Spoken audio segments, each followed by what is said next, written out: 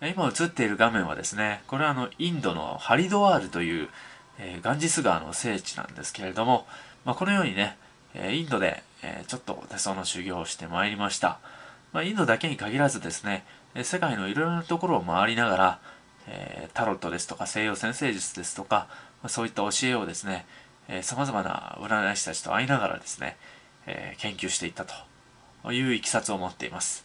と、自己紹介はさておきですね、早速今日は、手相に関してちょっと勉強していきたいと思います。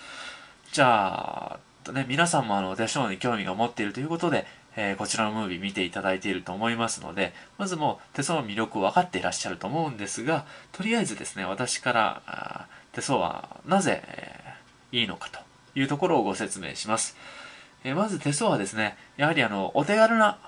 ツールであると、占いツールであるというところが一番の強みです。例えば、占星術ですとか、あとタロットですとか、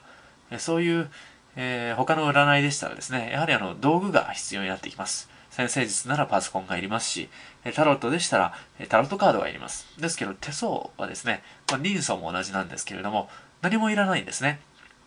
もう街角でもどこでもすることができますし、すぐに取り掛かれる。いつでもどこでも、誰にでもですね、気軽に、することができるということで、手相をですね、私はお勧めしているんですね。で、もう早速、じゃあ行きましょうか。このようにですね、手のひらがございますね。で、手相の基本というところをですね、ちょっと語っていきたいと思うんですが、まず手相学というのはですね、いろいろな要素が含まれています。例えば、ね、指の形。この指の形をね、見て、この人はどういうタイプの性格の人だっていうのも分かりますし、また手自体のこの形ですね。それも非常に重要です。またこのね、手のひらにモコモコっと手を開いて見ていただければわかるんですが、モコモコっと盛り上がっている部分と凹んでいる部分っていうのがあると思うんですよ。で、どこの部分が膨らんでいるかによって、またその人の性格といった部分をですね、見ることができますし、で、これは一番有名ですけど、で、一番わかりやすいですけれども、手のひらの線ですね。この手のひらの線がどこからどのようにですね、流れているかというところを見ることで、その人の性格、資質を見ていくと。またお医者さんとかよくあると思うんですが、じゃあ手のひら見せてくださいということもあると思うんですね。あれは何を見ているかというと、手のひらの色艶ですね。色ですとか艶を見て、どこが悪いとかいうのが実はわかるんです。で、そういった部分も、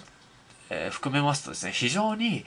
たくさんの、手相を見る方法というのはあるんですが、今回はですね、手相の線について、一番これはわかりやすいですし、一番皆さんも興味があると思いますので、ご説明していきたいと思います。じゃあ手相といったらですね、まず、三大主線という、三は三つの、大は大きい、主線、主な線と書いてですね、三つの主な線がありますよと。で、その三つの主な線を、からまず勉強していただきたいということでですね、今日はその三大主線を、ご紹介していきたいと思います。で、まずはね、この親指と人差し指の、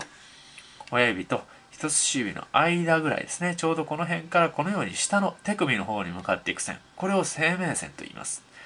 で、同じようにですね、この生命線の、始まりの部分ぐらいからですね、こういう風にグッと生命線ほど下には曲がらないんですけど、この小指側の方へ向かっていく線。これはですね、知能線と言います。で、小指のですね、下のこの部分からこういう風に上の方に向かっていく。で、大体平均的にはですね、人差し指と中指の間ぐらいに向かっていっている線。これを感情線と言います。ね。生命線、知能線、感情線。この3つの線がですね、三大主線と言いまして、手相学では非常に重視されています。その他にはですね、運命線とかいう線、こういう感じで出ている人もいるんですけれども、これは全ての人にある線ではないので、まずはですね、この3つ、この3つからマスターしていただきたいと思います。それではまずですね、生命線から、説明していきたいと思います。で、先ほど説明しましたようにですね、生命線はこの親指と、人差し指の間のこの辺り、この辺りからですね、始まっていく線なんですね。で、どのようにじゃあ進んでいくかと言いますと、先ほども言ったように、こういうふうに、ね、手首の方に向かって進んでいきますが、ただここでね、じゃあ生命線どのように見るかっていうところでですね、基準があります。でその基準は何かというとですね、この中指をですねからこう手首の方に一直線に線を引いて、でこの線を基準にこの生命線がどれぐらいこう膨らんでいるか、張り出しているかっていうところですね。この中指から下にまっすぐに引いたこの基準線ぐらいに膨らんでいる人っていうのはですね、これは平均です。で、例えばですね、これよりもちょっとこう届かないぐらいの、ちょっと今届きますね。届かないぐらいの感じの人はですね、ちょっとその生命力、エネルギッシュな部分っていうのが少し足りないぞというところなんですね。で、また、こういうふうにものすごい張り出している人、こういう方もいらっしゃいます。こういう方は、よりエネルギーを、生命エネルギーをですね、たくさん持ってますよという点なんですね。ですが、例えばこれぐらいの生命線なんか私は健康弱いのかというとそうではなくてですね、ただエネルギーの張り出し方が少ないので、ですからあまり無理はしないように。で、逆にね、こういう人っていうのはですね、あまりにもパワーがありすぎるために無理をしちゃって、逆にこのさっきのこういう人よりもね、長生きできなかったりするんですね。ですから、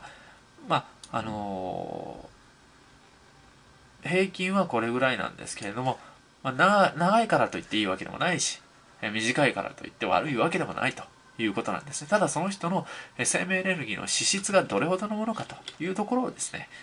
この線で見るわけです。